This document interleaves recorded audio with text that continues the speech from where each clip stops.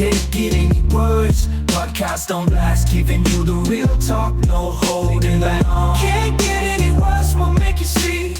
There's always a silver lining.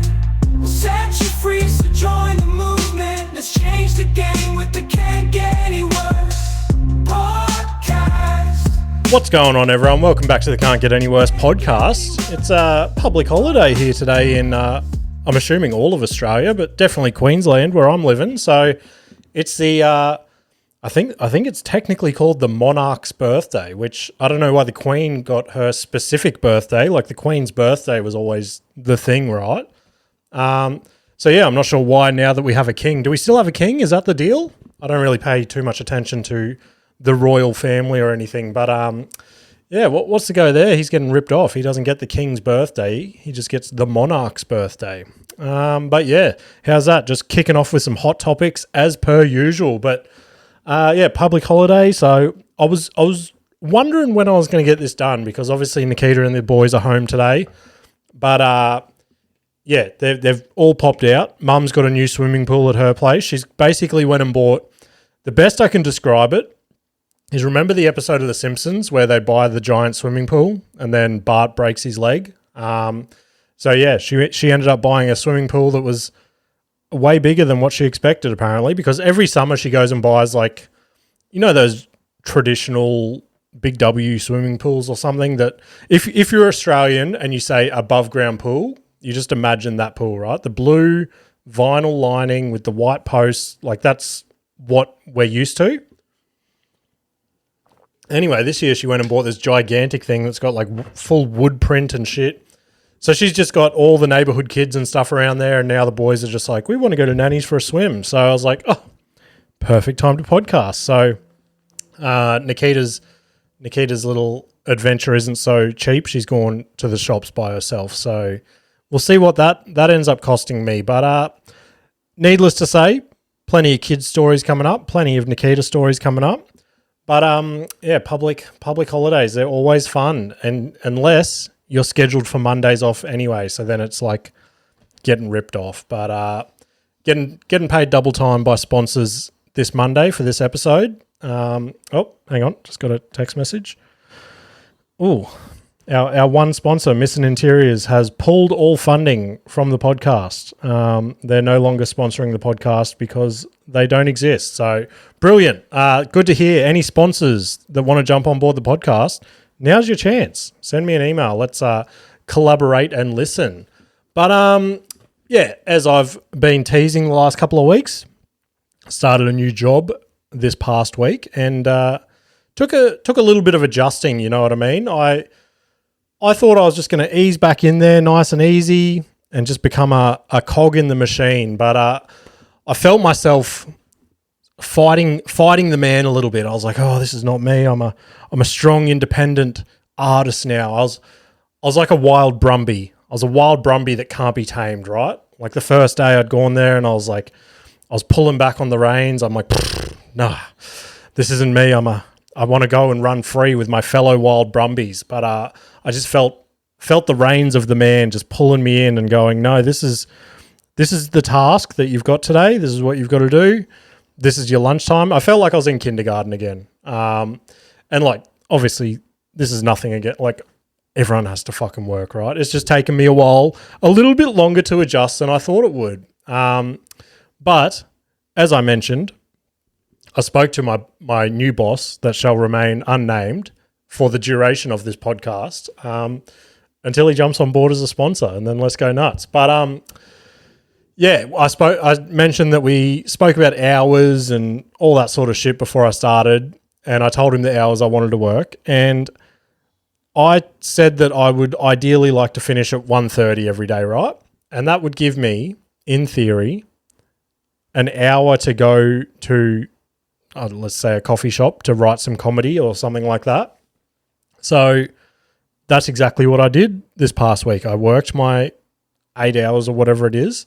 Then I'd peel away at 1:30, went straight to the coffee shop and just started writing nonstop. I was writing like a fucking demon. And ended up writing some, what I thought was pretty funny bits, right? And throughout each day, though, I was still going to work, and I'm like, still pulling on the reins, still being that inner beast that I am, right? Just fucking every now and then letting out like a wild Brumby. But yeah, I just kept writing, and then I had a gig Wednesday and Thursday, which we'll touch on. But let's have a little peek behind the curtains on the way to Thursday night's gig, right?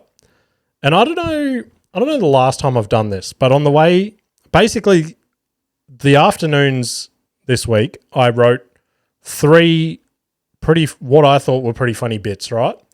And randomly on the way to the gig, I was just like, well, they're fresh in my mind, and I got them to a point where I thought they were pretty funny, so why not just fucking try them tonight, right?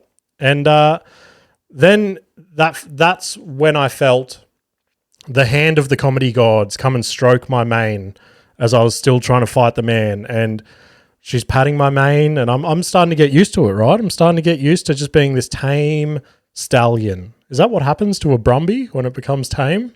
I don't fucking know. I'm sick of these horse analogies, to be honest, but let's do one more. This will sum up perfectly, right? While the hand of the comedy god is stroking my mane, little did I know that she's now reaching underneath me with a prosthetic vagina just to jack off me, the wild horse, and go, here, I'm going to bless you with these 3 bits that you've worked so hard on this week, and take them to this little open mic night and just let you crush on them, I suppose. Let's say that. And you guys know that I fucking hate saying that I've done well on stage. So we'll touch on a little bit more in my week in comedy. But yeah, shout out to the comedy god for stroking my giant horse cock.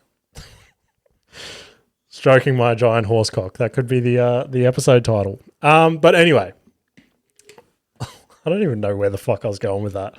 I just got way too carried away in the horse analogies, and it just flowed out of me, you know. Ugh.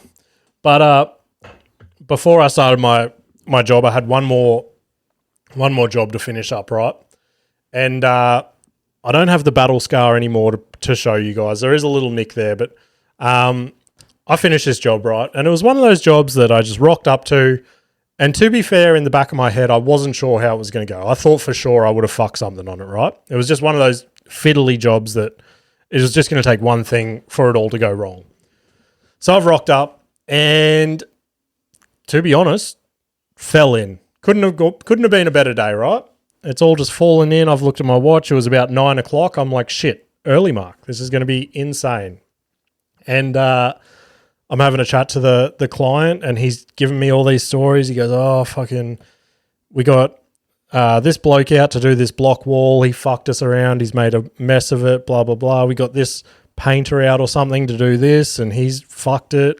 He's like, we were so nervous that you were going to come in and let us down as well, but you've restored our faith in tradesmen. And I was like, and he just fucking went on this big ego boost with me, right? And I'm like, oh, yeah, no, it's I think I got pretty lucky on this one. It doesn't always go like this. Like sometimes there's problems and shit. And he's like, oh no, we just want to say thank you that you're just so professional. You've done a great job. And now I've gone, oh, this is incredible. You can't ask for a better last client, right? And I've just basically had the cleaning and just the little finishing off touches to do, and then I was out of there. I was done. But I've gone, oh, okay, I just got to run out to my ute and get something out of my toolbox. Now, I start skipping out to my ute on this little ego boost that I've just received off this bloke, and I'm on top of the world. I'm singing to myself as I reach into my toolbox in the back of my ute, and I still don't know exactly what I did or what I touched in there, but I just felt a deep slice. You know, when you cut yourself so bad that you go, I don't want to look at that because that's going to be fucking bad. But you have to because it's just life, you know what I mean? So I pull my hand out of my toolbox, and big fucking flap on the end of my finger. And it just would not stop bleeding, right? I filled 2 rags in my toolbox just full of blood, and I didn't have any Band-Aids or anything, and it wouldn't stop bleeding. So what I've had to do is tape an entire rag around the end of my finger and just masking tape the fuck out of it, right? Now, let me take you back a minute or so ago where this guy's just pumped me up and gone, you're the best fucking tradesman in the world. There's nothing you can't do. You're the superhero of tradesmen. I'm going to recommend you to everyone. Now I proceed to walk into his house. My pants are covered in blood. I have a giant fucking white rag on my... I'm not flipping you guys the finger. That's just... I'm trying to insinuate that I had a giant fucking white finger. So then I walk in there and he's like, oh, what have you done to yourself? And I've gone, turns out I'm not that good at my job. I gave myself a bit of a boo-boo, but luckily it didn't change his opinion on me. He basically goes, oh, can I help you with anything? I'm like, nah, I work alone, like The Incredibles. Who's the character in The Incredibles? Don't remember. The dude that's like always wants to help Mr. Incredible. It doesn't matter, but these are the moments that I'm trying to work on more on the podcast, like I spoke about last week, where I just need to let my brain think a little bit.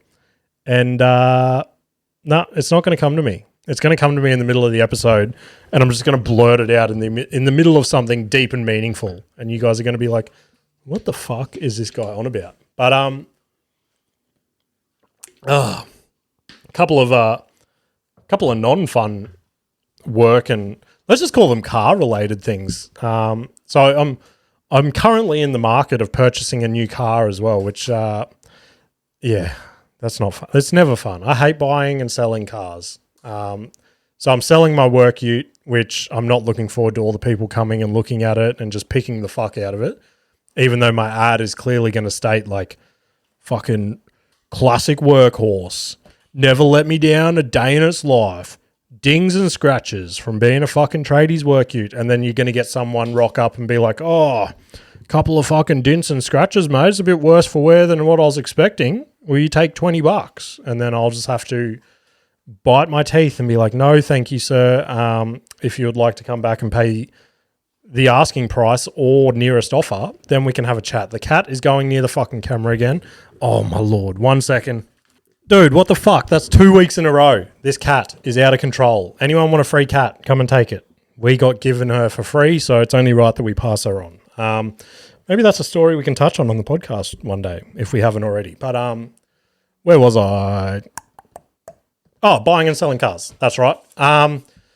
So, yeah, I don't know where I got to on my work here, but I got to sell it and not looking forward to it. Got to buy a new car. But in order to sell my work ute, anyone that's seen my car, it's fucking sign written the fuck out of, right? It's got missing interiors all over it, all up the side, all on the bonnet, all over the tray, everywhere. Everywhere these blokes could put a sticker, I'm like, put one there.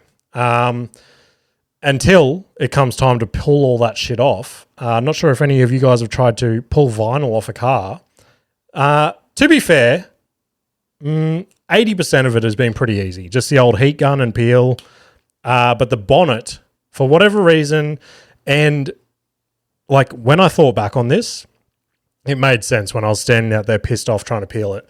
They told me when I picked the car up that something went wrong with the bonnet stickering. And they're like, oh, if you want to bring it back, we'll relay it and ship for free. And I'm like, oh, like, what exactly went wrong? They explained it to me. It didn't sound like a big deal. So I'm just like, oh, whatever. And then we came to an agreement where they fucking took a couple of $100 off the price or something. Until now, when I think back and go, fuck, I should have got that done. So it was as easy to pull off as the rest of the stickers. But for whatever reason, the bonnet stickering had like perished and started to get cracks and shit in it. So now every time I try and peel a bit of the bonnet sticker off, it just cracks away from the rest of the sticker. So today will be my third day that I'm just on the bonnet, just pulling off bit by bit by bit. And I've tried everything. I've tried everything that Google said. I've got heat guns. I've even got to the point where I've got the gurney and I'm almost like trying to get up underneath the sticker. And that's actually not working too bad. It's just basically flicking off enough and then I'll heat gun it again. It's a fuck around. I hate it. And then yesterday I was out there in the blazing heat just peeling the sticker off. And I'm like, at this current moment in time, I don't think I can hate cars any more than I currently do. And then I get a ring, ring, ring, ring. That's not even what my fucking ringtone is. Does anyone know what their ringtone is? yeah, I don't know. Someone call me right now. I don't remember what my ringtone sounds like, but I think it's just the traditional Apple one. And it's my wife. So I answer it. I go, oh, hey, how you going? Thinking she's going to ask me what I want for lunch or something after my big day out in the sun. And she goes, I'm stuck at Woolworths. My car won't start. She's sending me all these videos of the car just fucking spazzing out hard, right? Like making noises I've never heard before. And coming up with error codes. Every light on the dash is fucking flashing. And then something comes up on the screen about like chassis has been hit or something. And I'm like, fuck, has anyone hit you or anything? Could that be it? And she's like, nah. So I do a bit of Googling. Turns out it's a battery issue. And I go up there and I want to preface this by saying I was out in the sun, pissed off from that. So I wasn't thinking straight. So I basically just jumped in my ute, driven up there. And as I get out, she goes, did you bring my spare key? And I've gone, no, probably should have done that. Probably should have thought about that. And then she goes, oh, okay. Did you bring jumper leads? And I'm like, no, I cleaned my entire ute out, ready to sell it. So there's literally nothing in here other than my little fucking packet of chewing gum, if that could be any of assistance. And she basically goes, you're a fucking idiot. So then I've done what you can only do as a husband backed into a corner. And I've gone, why didn't you tell me to bring any of this stuff?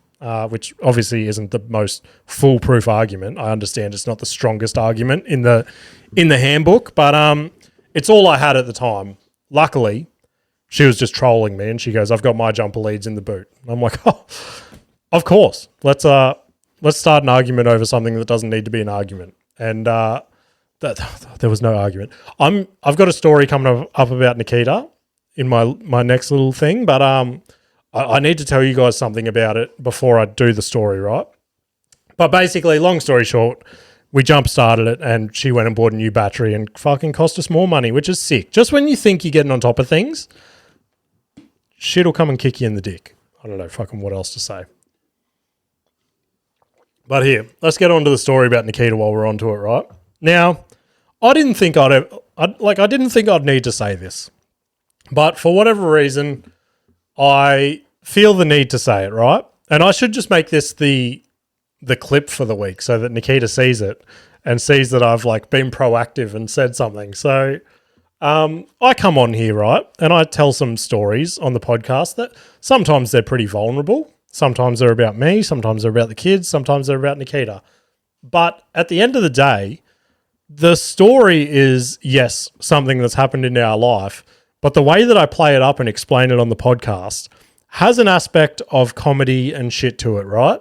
Like, I'm not just going to come on here and be like, oh, this happened this week and that's why it was funny. I like have to sprinkle a little bit of, just a little bit. Like, it's still exactly what happened, but perhaps in my stories I make people sound a little sillier than they are in real life, aka Nikita, or a little dumber, or whatever you want to fucking explain it.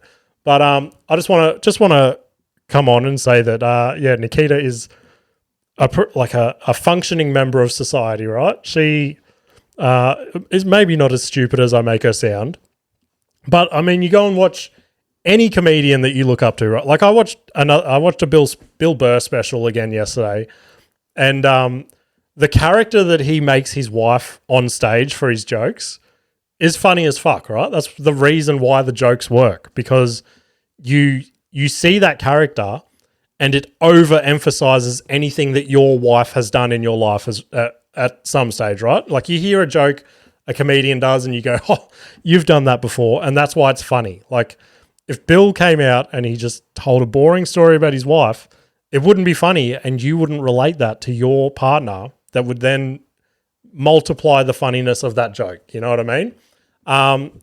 And then you listen to Bill Burr's wife on, like, every now and then she'll pop on his podcast and just roast the fuck out of him and just like basically put him in his place. So it's like, it's almost like a comedian's escape and like outlet, I guess you could say, to roast their partner is in their comedy and on their podcast and shit, because it's basically like the one spot that their partner can't come and like counteract whatever you're saying.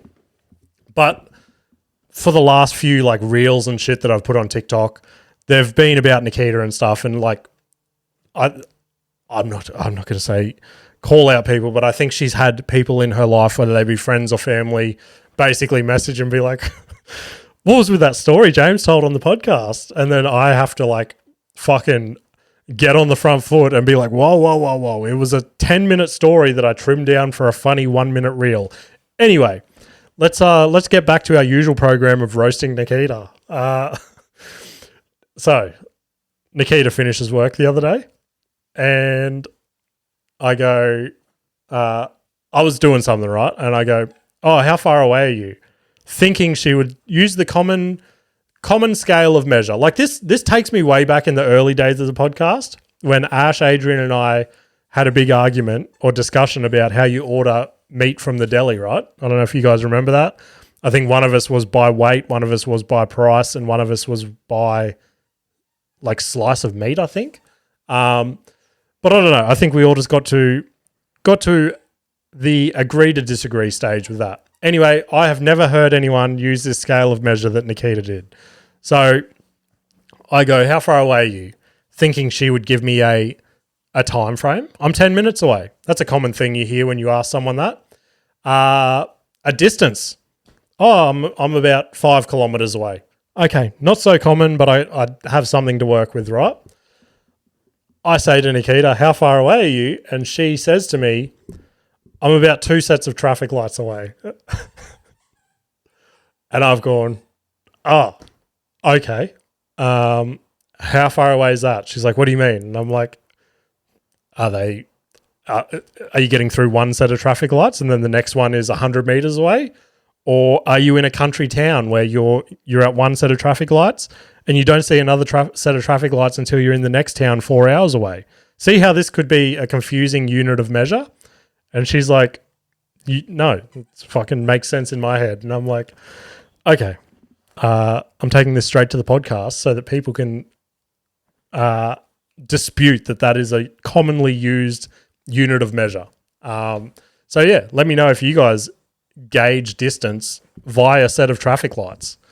But what else have we got going on? Oh yeah, we might as well let you guys know. It's not the most exciting story, but I jotted it down in case it was a quiet week, and it was a quiet week. Now that I'm a regular functioning member of society again, my life is becoming more and more boring. Like next week, I'm probably going to come in and go, oh, I drank 3 bottles of water today, and then that'll be the podcast. I'll be like, here's your motivational clip. Now fuck off.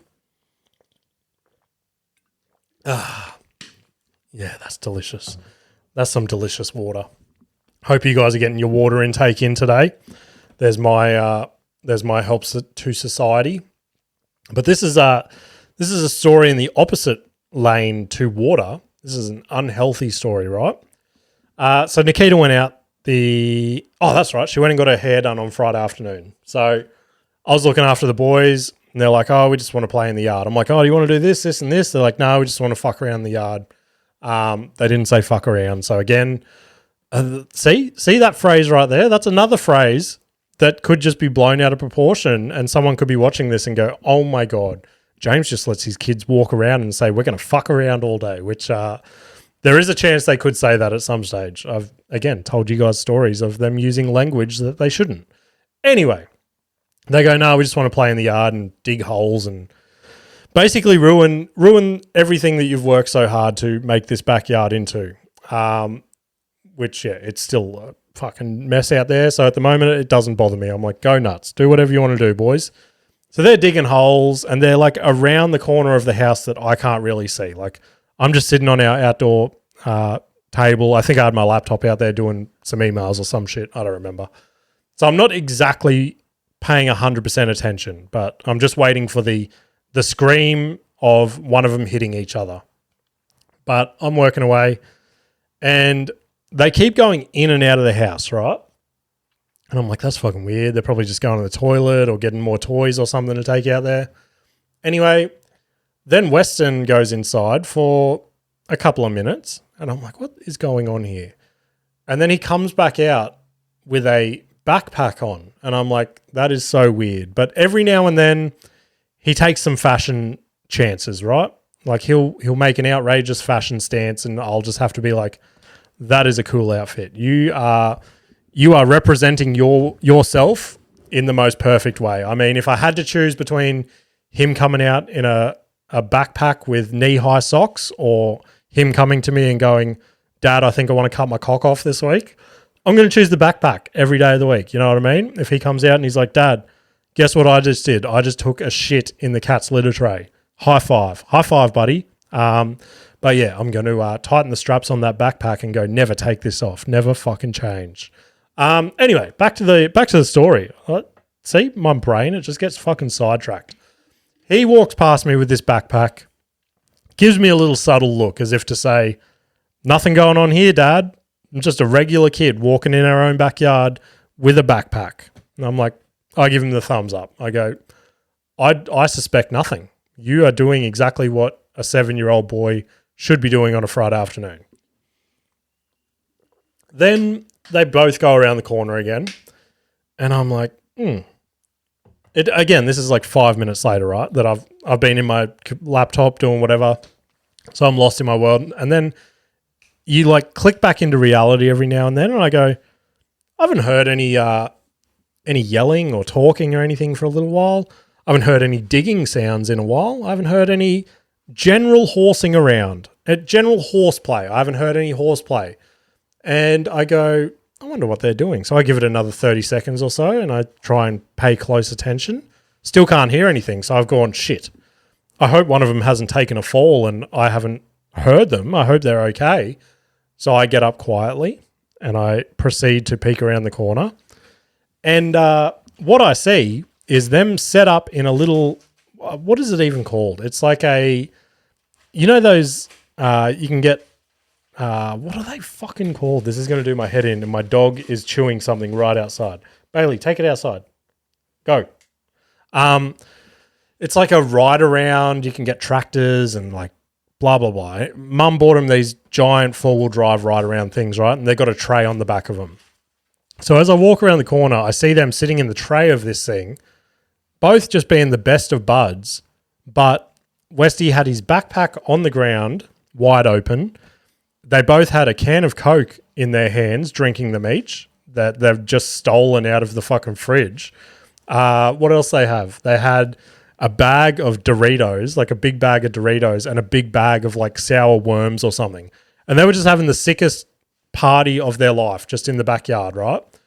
And then it dawned on me that that's exactly what Westy had in the backpack. He had come inside, he'd done a little hunt inside for every bit of junk food that he could find, and he's gone, I'm going to sneak this past Dad and we're going to have the sickest afternoon of our lives. And they did until they got caught.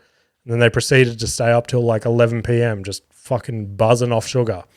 But speaking about sugar, the other thing that we tried last night, I don't know if you guys have heard all the fuss about the Grimace shake over the last 6 months, but it's pretty much just been in America. But this week it touched down in Australia.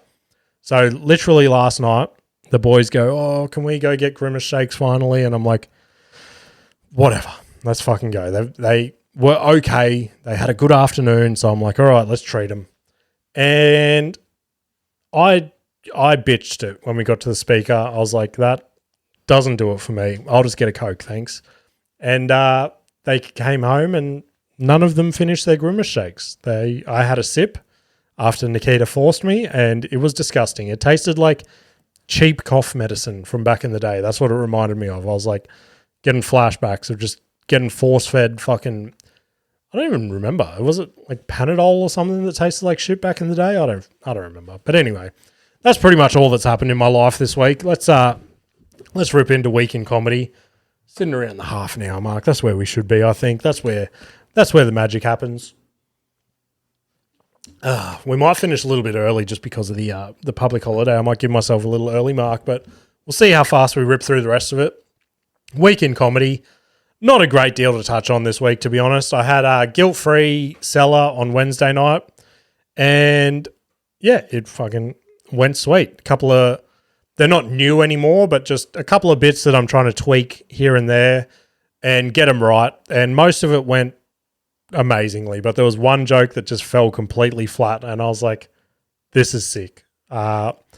Just fucking played on it. I forget what I said exactly, but just said something to the crowd. They laughed at that, and that basically gave me permission to move forward with the next one. And luckily enough, finished on a pretty big laugh. So that was a sick gig. It's always fun there.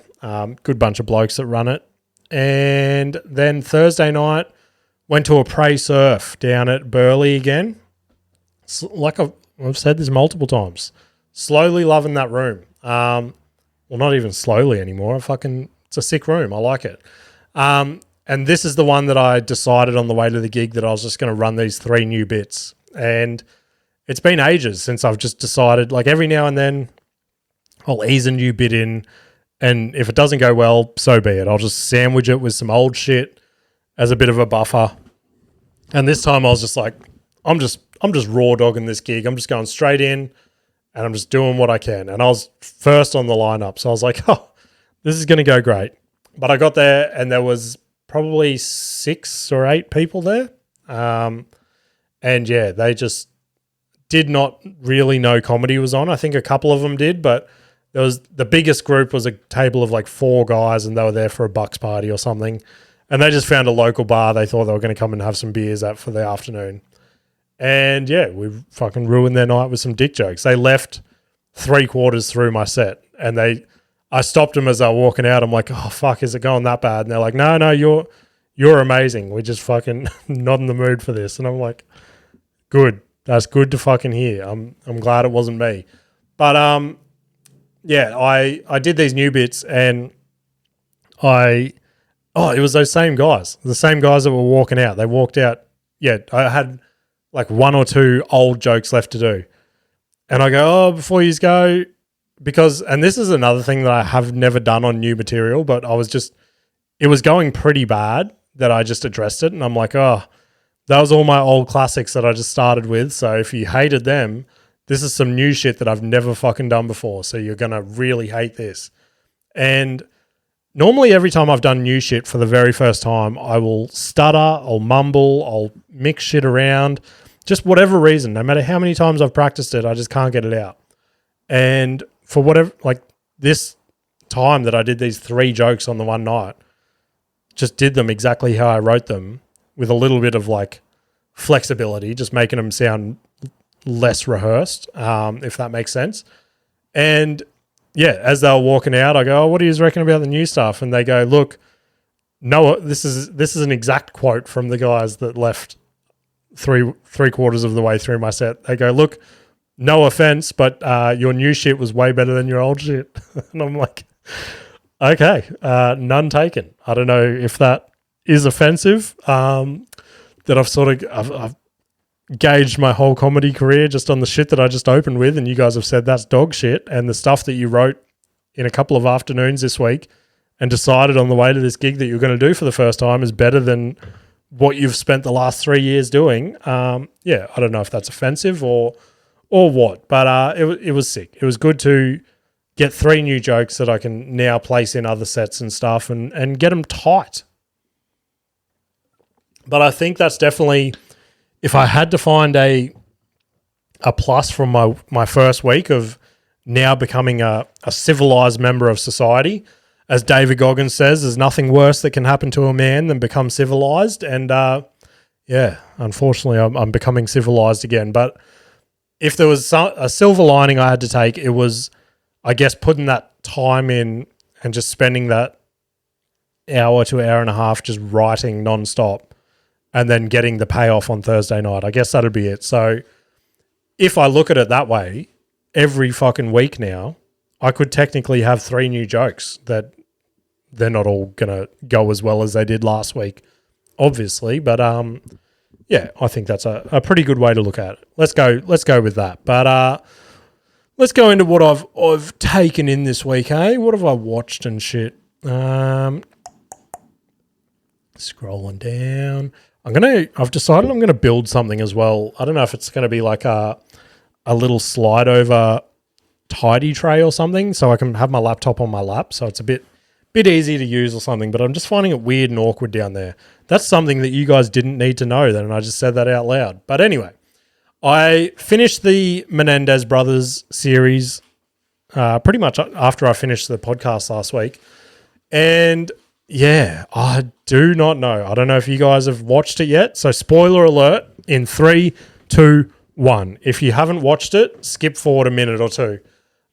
I don't know if they did do it or they didn't do it. The last episode, I don't know. It did the old bait and switch in a way. Like the whole way up to that last episode, you're like, their parents are fucking monsters. They're disgusting people, that they've done this to their kids. Their only option was to kill them just to feel a bit of a sense of freedom or something. And I was all for them. I'm like, these guys need to be let out of jail. And they're actually going through trials and shit now to get an early release. Well, not an early release, just a release in general, because they're doing life in prison. And then in the last couple of minutes of the last episode, you see them both. They both have to go to separate prisons to serve their time and shit. Again, now they've been reunited since all that. But then it shows a clip of them out on a boat with their parents, and their parents almost seemingly having a normal conversation, talking about how they're going to improve their lives and all this sort of shit, right? Like it making the parents look like they're about to turn the page. They're going to just start tackling life differently. And then it goes to the front of the boat where it just shows the two brothers just fucking dead in the eyes, just talking about like, you're not going to bitch it. We're definitely going to follow through and kill our parents. Basically painting them as monsters, which I get they are. They killed their parents. It's not exactly a great thing, but yeah, I don't know. There's a documentary coming out on Netflix directly from people interviewing the brothers in prison. So I'm pretty keen to see that one, because they've openly come out and said they weren't exactly stoked with the way they were painted in that series. So we'll see what they have to say, and then I guess we'll have an opinion on it, I suppose. But the other thing I've watched this week, this is all Netflix stuff. Netflix should jump on board as a sponsor. But I wasn't going to watch this, but I decided I better, just for the sake of comedy. Ellen Degeneres released a new special last week. Now, this might be a crazy thing for some of you guys to hear. Back in the day, I was a Ellen Degeneres fan, right? I would finish my day of being a tradie and I would run home or drive home from work and turn on the Ellen Degeneres show in the afternoon, right? And I used to love it. I used to love all the guests she'd get on. I thought she was pretty funny. And then obviously she got cancelled. Everyone came out saying she was a fucking bitch, blah, blah, blah. And she's more or less just peeled back into the shadows until this special. And she came out saying that this wanted to basically be her goodbye to everyone, like her goodbye to Hollywood sort of thing. And she definitely did that. Look, before I rip into it, was it the strongest special? No. Was there funny parts of it? Yeah, I found a fair chunk of it pretty funny.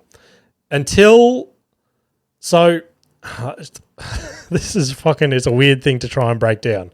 But I more or less feel like she had her, and again, this is a crazy thing to say, but it was just her fan base there. So she could have literally come on stage, said whatever she wanted to, and they just would have fucking screamed and cheered nonstop for it. And this is what pissed me off about that aspect of it, right? Is it was a comedy special, not her talk show. So they should have been going ballistic for the jokes and stuff. So she'd say a joke, it'd get a laugh and a clap and the typical thing you'd see in a comedy special. But then she'd go out and say, like, there was a moment where she said, she was explaining something and she was like, oh, that would hurt most people, but I'm a strong woman. And then when her crowd heard that, she got a fucking 2-minute standing ovation of just people crying and clapping in the audience as if it was on her talk show, and she just said that. And I was like, no, this is not what should be happening right now. And then from the first 10 minutes, I was like, okay, this isn't too bad. It's, again, not the strongest jokes, but it's funny. She's doing what she had to do. She's come out and made jokes about her getting cancelled, all that sort of shit. And then she just started the virtue signaling and just the crowd, whatever she would say about it, either being gay, being a woman, just all that sort of shit, being cancelled. And then she'd just get applause break after applause break. There was a statistic that came out, something crazy, like there was 17 applause breaks or something like that throughout this special. The special should have been called Applause Break. But yeah, I don't know. Once it started getting to that, I started to fucking hate it. I was like, this sucks dick. I finished watching it just because I felt like I had to. But yeah, I almost wish that she just did it in front of a crowd that wasn't her people in a way. Because she still would have got the laughs at the jokes. Like they were half decent jokes that would have got a laugh. But we wouldn't have had to have all that stupid shit of just people clapping for the sake of clapping because she said, I'm a strong woman. So I don't know. I don't know if you guys watched it and you felt the same, or whether you guys watched it and you were like, oh, this sucks dick, which I know most of the posts that I've seen about it are just writing it off completely. But I was like, I wanted to give it the benefit of the doubt. And yeah, from a comedy point of view, I thought some of her stuff was funny. From a what cultural or social side of things, where they were just applauding for the sake of applauding, I fucking hated it. Anyway, the saving grace for the week. I've been looking forward to this for fucking ages now. Tim Dillon released a show this week, and I've heard reports that Netflix basically booked him to do, like, let's say 3 comedy specials or something through Netflix. And he released one last year, and they approached him and they're basically like, when's your next one coming? And he's like, well, I'm still working on material, but I have this pitch for a show that I'm thinking about. And his pitch was basically like a 90s, early 2000s talk show, like Jerry Springer, Ricky Lake, all that sort of thing, right? Where you'd just get hillbillies in. They'd be like, they'd tell their problem, then their family or their wife would come in, they'd start ripping each other's hair, which obviously this day and age, it's not going to be as hectic as it was back then. But I feel like he did such a good job of trying to bring that back into like modern culture. And it was nowhere near as hectic, but it was funny as fuck. And just his little one-liners and stuff that he'd say in between it all. And he'd almost poke the bear. Like if things were going too well, like if, I forget, don't quote me again on this, but some of them, they'd come out, they'd say their issue, they'd be like, oh, I've been shooting porn for 3 years without my wife knowing, or something like that. And it'd almost be going too well, like the wife would be taking it too well, and Tim would just throw out something that would throw a cat amongst pigeons, or whatever that saying is, and reignite the flame in it, and then they'd start arguing again about something. But go check it out. Like, part of me wishes that they would bring that into like a recurring, maybe not like weekly show or something, but every 6 months or so, if he pops up with another one of them, I think that'd be funny as fuck. He was the perfect comedian to take that sort of concept and just run with it. Just because of his upbringing and shit like that. And yeah, he loves the white trash angle and just shitting on it. Anyway, UFC 307 was yesterday. I don't have a great deal to say about it, to be honest. If you had to sit down and go, this all went exactly as I wrote down on page. What the fuck did I just say then? This whole card went down exactly as it should be written on a page. That's pretty much what happened. I came on last week and I was like, oh, maybe Khalil will get the upset. In the back of my head, and I think even like if you go back a month or so ago when the fight first got announced, I was like, this doesn't make sense. But like leading up to the fight, I was buying into the hype, and I'm like, oh, okay, Khalil is actually a pretty good Muay Thai fighter. If he can just land one good punch on that big Brazilian chin, maybe he'll get the knockout. But in reality, it was never going to fucking happen. But fuck me, did he put a fight up. To go 4 rounds, I think it was 4 rounds with Pereira, and just to come out of the fight looking how he did, like he was busted up. But to just have the heart to stay in there with him. And there were glimpses of the fight where it looked like maybe he might have him, but no matter what happened, I was like, Pereira's just going to pull something out. And he did. 4th round knockout, I think it was, or TKO, whatever they want to call it. But yeah, it went exactly as it should, and we expect to see Pereira put his title on the line in another like 2 weeks or whenever the fuck he is. But there is no there is no way that he can finish his UFC career and not go down as one of the greatest to ever do it. To have done what he has done in such a short period of time is pretty insane. But the other ones, I said I wanted Wonderboy to win. Deep down in my heart, did I think he was going to win? No, not a fucking chance. And he got knocked out in the third round by Joaquin Buckley, which, again, we all fucking knew it was going to happen. Kayla Harrison, she got the win. Did we all know it was going to happen? 100% we did. Do I wish she got a finish? 100%. She went to the decision, got the decision, and then she started calling for title fights and shit. But part of me just feels like if you're going to call for a title fight in your second fight in the UFC, you got to go out there and make a huge statement. Like, go out there, knock someone out in the first 30 seconds of the fight, and then, like Michael Chandler, that shit. Knock someone out, go on a rampage on the microphone, rip the microphone out of Joe Rogan's hands and go, I got some shit to say. But she didn't. She just fucking went to a decision, called out a title fight, and she'll probably get it because who else is there to fight? Pretty much since Amanda Nunes left, which is who Juliana Pena called out in her post-fight speech, it's pretty much collapsed. Like, the women's division needs a huge name at the moment to come and save it. Like, I hate saying this, but I have not been excited about a women's fight for probably 2 years now, if I had to throw a number. So they need someone to come and save the day right now. So maybe we'll put some gloves on Nikita and throw her in there, see how she goes. This was the big one from the card. Everyone is saying that Jose Aldo got robbed, and to the point that even Sportsbet was like, we're refunding any bets on Jose Aldo because that was not right. He got fucking robbed in broad daylight. So I don't know if they can try and reverse that decision or whatever, but from all reports, a robbery, a highway robbery on poor Aldo. But before we move on from MMA, I saw this clip pop up this week and I just thought it was sick. So I thought I'd bring it to the podcast. Where's my little mouse? But it's basically the early days of... Oh, shit. What is going... Hang on. The early days of Rogan where he had Ari on the podcast and they were just talking about Nick Diaz and... Yeah, I'll just press play. A new theme song. It's time. 600 episodes. Tell Nick Diaz that if he doesn't win, then you got to get a new theme song. I will never take his voice off the theme song. That was one of the coolest moments of my life. Are you kidding me? Nick Diaz wins. He's got his hands up in the air. He's like, Train by day, Joe Rogan podcast by night, all day. Nick Diaz, ladies and gentlemen, give it up. I was like, that's the coolest thing that's ever happened to me. Next to the birth of my children.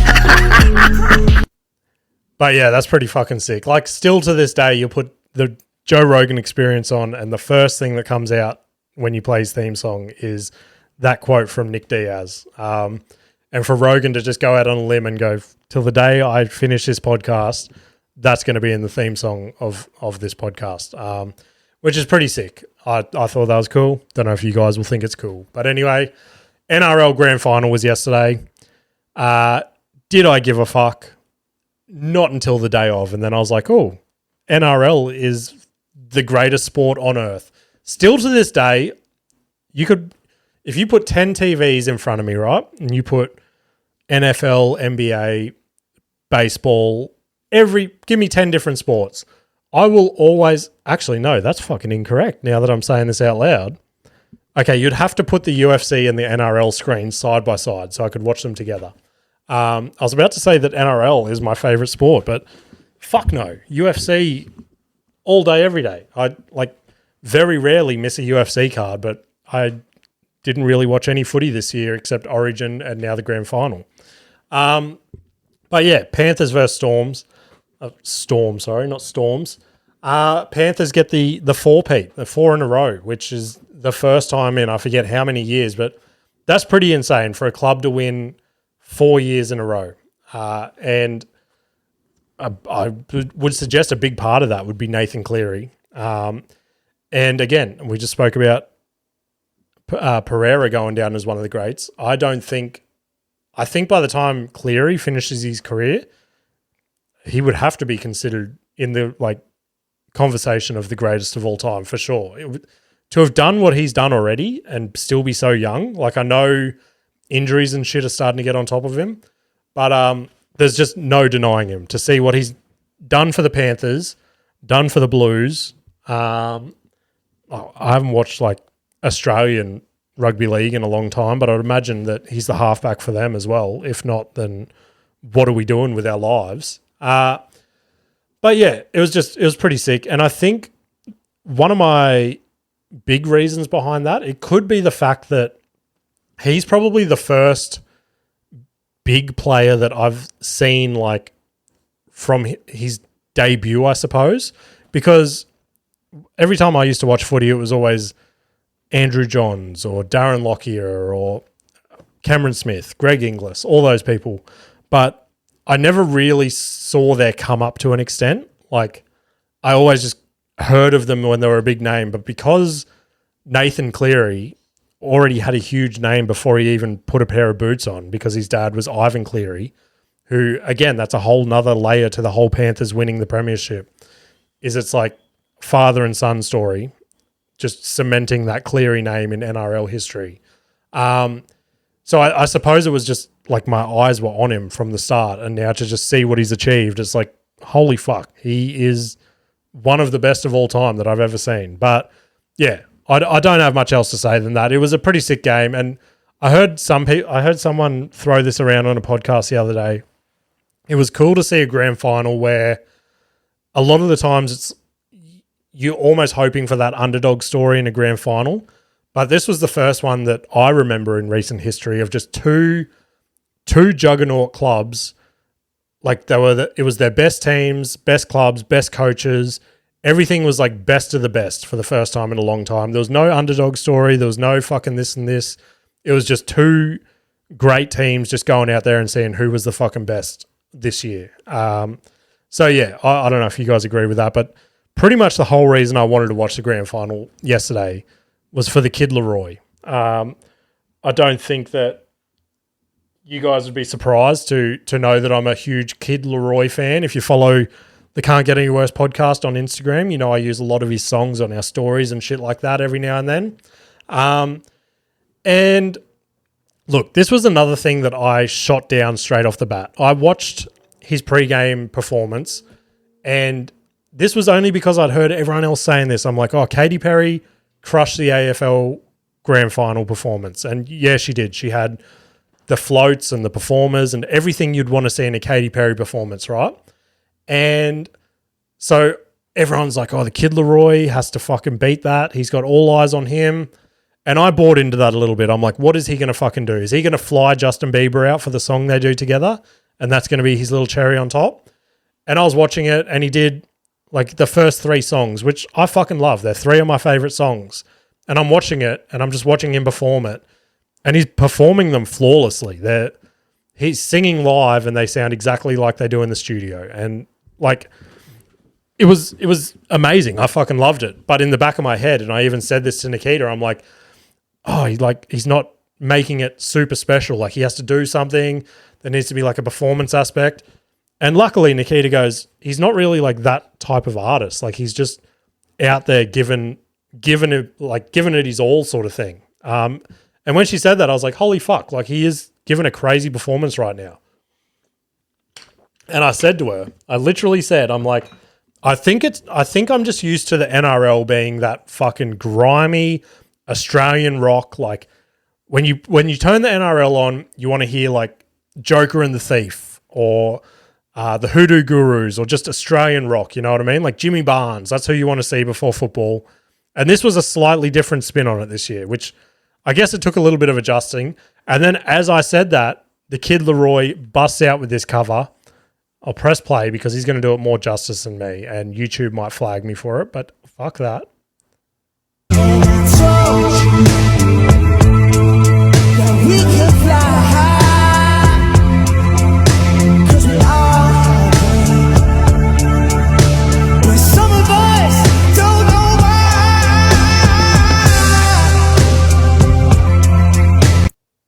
But yeah, he fucking nailed it then come out with that little cover, give us a little taste of Australian rock right before the grand final started. he finished on that. And he put up a bit of an appreciation post today, just basically saying it was like a dream come true to perform. Because he's basically an Australian kid done good, right? He's still in his early 20s. And in America, he is giant. He's one of the biggest artists over there. And for him to come back and just be a kid that grew up in like Redfern in Sydney, going for the bunnies and shit, and now to just make this career for himself and then go and perform at the NRL Grand Final. Pretty fucking insane if you ask me. So hats off to the kid Leroy. I don't have a premise for the week. If you want to hear the 3 jokes that I came up with this week, come to a show that I'll plug at the end.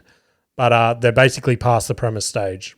Motivational clip for the week. So this, I was going to talk about it earlier in the podcast, but I was like, fuck it. I'll just collaborate it with the motivational clip for the week. And if you're in Australia right now, I don't think it gets any more motivational than Ned Brockman. He's on his next little thing that he's trying to achieve. I don't know if I should play the clip and then we'll talk about it. Yeah, I might do that. Let's drag the clip across. But this is basically the clip of him announcing what he's now currently doing. Because for those that don't know, just quickly, Ned Brockman was the first person to run across Australia. Oh, not the first person, the quickest person to run across Australia a couple of years ago now. I think he did it in like 2022 or something. And he basically just made a name for himself. He was a Sparky who he needed to do something bigger, and he just decided to go and run across Australia for homelessness and ended up raising, I think it was over $1 million or something, which is insane. So then since then, he basically rode on the back of that, and everyone's like, well, what are you going to do with your life now? So that's when he announced this. I'll press play. Next, brother. And what is next? What is the next thing? Have you got your calendar mapped out? When do you think you might do the next thing? When are you pulling on the running shoes again? Fuck! Yeah, it's finally here. I've had it in the back of my mind for a while. I've thought of things to do and countries to run across and what other physical things can I do in order to raise money. And this time round, I wanted to do something intense and for a shorter amount of time, but a much more intense amount of time. Ready to go. Ready to go. Righto. 1,000 miles, 10 days, 161k a day, 403 laps of this bad boy every single day. Anywhere from 15 hours, 19 hours, breaking the world record for the fastest 1,000 miles, which is currently held by Giannis Kouros, which is 10 days, 10 hours by running around New York, and I'm adding the extra element of running around a track. $10 million, that's the goal. I want to raise $10 million for Mobilise, which is the homeless organisation we raised $2.6 million for last year. I'm terrified, but equal parts excited. I've been head down, ass up for the best part of a year.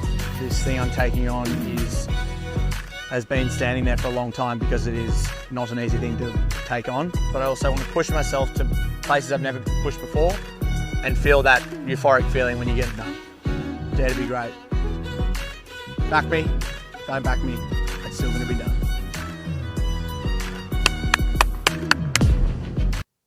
What a fucking legend. He definitely makes you proud to be an Australian when he goes and tries and achieves something like that. So he's currently on day 4, and he's notoriously come out and said that day 3 has always been the hardest for him for whatever he's tried to tackle in life. And he's got a live stream on TikTok and stuff that Westy and I have been checking in on. So that's another pretty cool thing. I was watching it the other day, and Westy comes up to me, like it was day 1 or something, I was watching it. And Westy comes up to me and he goes, oh, what are you watching? And I'm like, oh, this bloke's trying to run 1,600 kilometers in 10 days. And he's like, oh, yeah, we learnt about him at school. We were watching like all the lead up to it and stuff. And I'm like, that's pretty cool that like the school's trying to encourage this in young kids to just try and achieve something that is so fucking outrageous. But yeah, day 3, he was a little worse for wear. He was very banged up, non-stop vomiting. He put a post up where the blisters on his feet had bled through the strapping tape, through his sock, and then through his fucking shoes, and it was just a blood patch on top. But he's an absolute weapon. He's going to get it done. This is the shitty part, right? He's got so much support. There's people there at the fences clapping him on, holding up signs and shit, that's what you want to see. And that's pumping him up. He loves it. But then day 3, he did not have a good day, right? And he's fallen behind where he should be to hit the record. And the amount of people on social media that are just shooting him down, they're like, why don't you just stop now? Why don't you fucking quit while you're ahead? But in his head, he's just going to run he's going to run the distance if it takes him fucking 30 days, if he's got to walk the whole thing just to get it done. But yeah, this was a quote he had after day 3, which I thought was pretty fucking badass. He goes, genuinely 3 of the hardest days of my life, and I'm about to piss in 7 more of them, which is fucking nuts to say. If you're that down and out, and then just go, I'm about to piss in 7 more of them, that's some sick shit. Like, this is why I couldn't go past it for motivational clip for the week. So this time next week, we'll have known whether he's hit the record or not. He's already adapted and readjusted. So he was going from, I think it was like 15 to 16 hours of running a day, to now he's like, I need to run 20 hours a day if I'm going to come anywhere near close to hitting this record. So that's 4 hours of sleeping and everything else that he's got to get done in that 4-hour period. And then he's just going to be running nonstop in the same circle, which is a whole other aspect. Just no change in scenery. So fucking get behind him, send him a message, say the Can't Get Any Worse podcast, send him your way. If you've got a spare fucking $20 or something, swing it towards the charity. Like, that's the thing. He's doing this all for charity. Obviously he's going to blow up his personal brand and shit from doing it again, but yeah, he's trying to raise money for a good cause, for homelessness and shit. So get behind him. Don't throw any fucking hate his way, or I'll come and punch your dick off. But yeah, what have I got happening this week, which is on a whole lot lower level than what Ned Brockman's about to do? Wednesday the 9th, I'll be at the Logan City Tavern. That's the first time they've had comedy there. So come check it out there. Could be good, could be bad. I'm hoping it'll be good. Probably run those 3 new bits again. Then Thursday the 10th, back down at a Prey Surf again. Hopefully have some more new bits ready for that one. But if you can't make it to any of those shows, send submissions through via DM on Instagram at CantGetAnyWorsePodcast, or send me an email at cantgetanyworsepod@gmail.com. Share the podcast around. Numbers they're slowly on the incline again, which I fucking appreciate more than anything. Turns out that if I come in here a little less negative and give you guys a bit of positivity, you guys like the podcast a bit more and share it around. So nothing but positive vibes from my end. Appreciate all you guys listening, and I will see you later.